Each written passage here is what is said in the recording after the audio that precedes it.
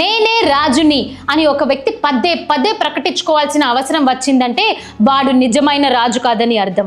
Legendary writer George RR Martin రాసిన ఈ మాటలు నేడు డొనాల్డ్ ట్రంప్ వైఖరికి అద్దం పడుతున్నాయి.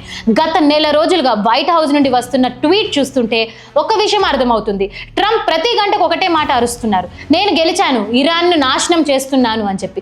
కానీ ఒక్క క్వశ్చన్, చరిత్ర మనకు ఒక పాఠం నేర్పిస్తుంది. నిశ్శబ్దంగా వచ్చే గెలుపు కంటే అరచి చెప్పే గెలుపు వెనక ఎప్పుడు ఒక ఫియర్ ఆఫ్ ఫెయిల్యూర్ దాగి ఉంటుందని. అమెరికా నిజంగా గెలుపు అంచునే ఉంటే ఈ కేకలు ఎందుకు?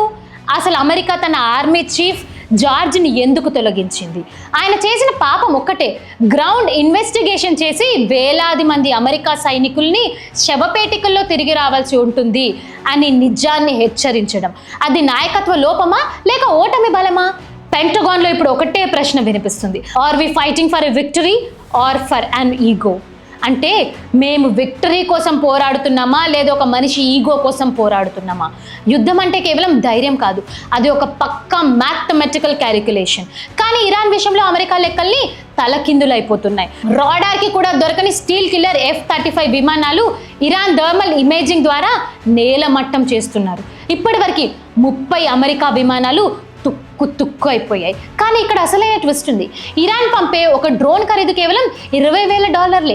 కానీ దాన్ని అడ్డుకోవడానికి అమెరికా వాడుతున్న పేట్రియాట్ మిసైల్స్ ఖరీదు అక్షరాల $4 మిలియన్. అంటే ఇరాన్ ఒక సామాన్య బాణాన్ని విసురుతుంటే దాన్ని ఆపడానికి అమెరికా తన బంగారు కవచాన్ని ముక్కలు చేసుకుంటుంది. ఇది యుద్ధం కాదు, అమెరికాను ఆర్థికంగా దెబ్బతీసిన ఒక ఎక్స్పెన్సివ్ ట్రాప్. ఇరాన్ తెలివిగా అమెరికా డబ్బును గాలిలో లేపేస్తుంది. అమెరికా ఇక్కడ బాంబులు వేస్తుంటే చైనా మాత్రం అక్కడ నోట్స్ రాసుకుంటుంది. దీన్నే చైనా స్ట్రాటజీలో విన్నింగ్ వితౌట్ ఫైటింగ్ అంటారు. ఇరాన్ డ్రోన్లు అంత ఖచ్చితంగా అమెరికా స్థావరాలను ఎలా కొడుతున్నాయి? దీని వెనక చైనా ఒక బైడు నావిగేషన్ సిస్టమ్ ఉంది. అమెరికా ఒకవైపు ఇరాన్ను ఒంటరి చేయాలని చూస్తుంటే చైనా గత 5 ఏళ్లుగా $140 బిలియన్ చమురు ఇరాన్ నుండి కొనుగోలు చేసి ఆక్సిజన్గా అందించింది. డాలర్ ఆధిపత్యం మీద ఇరాన్ కొట్టిన ఈ దెబ్బ అమెరికా ఆర్థిక వ్యవస్థకు పునాదులుగా కదులుతున్నాయి. ఇప్పుడు హార్మోజ్ జలసంధానం కేవలం చైనా యువాన్ కరెన్సీ వ్యాపారం చేసేవారికి తెరిచి ఉందని వాళ్ళు ప్రకటించేశారు. అమెరికా తన అహంకారంతో ప్రపంచ నాయకత్వాన్ని చైనాకు బంగారు ప్లేట్లో పెట్టి ఇచ్చేస్తుంది. చైనా వ్యూహాల వెనుక 2500 ఏళ్ల నాటి మేధావి సంతూజ్ ఉన్నాడు. ఆయన ఏమన్నాడంటే, శత్రువు తప్పు చేస్తున్నప్పుడు అడ్డుకోకూడదు. అమెరికా తనను తాను నాశనం చేసుకుంటుంటే చైనా చిరునవ్వుతో గమనిస్తుంది. రేపు తైవాన్ మీద దాడి చేయాల్సి వస్తే అమెరికాను ఎలా ఎదుర్కోవాలో చైనాకు ఇప్పుడే పూర్తి అవగాహన వచ్చేసింది. ఇదే అమెరికాకు ఒక ఓపెన్ బుక్ ఎగ్జామ్లా మారిపోయింది. ప్రపంచం పోలీస్ తన లాఠీని ఎక్కడ పడితే అక్కడ వాడి తన పవర్ని కోల్పోతుంది.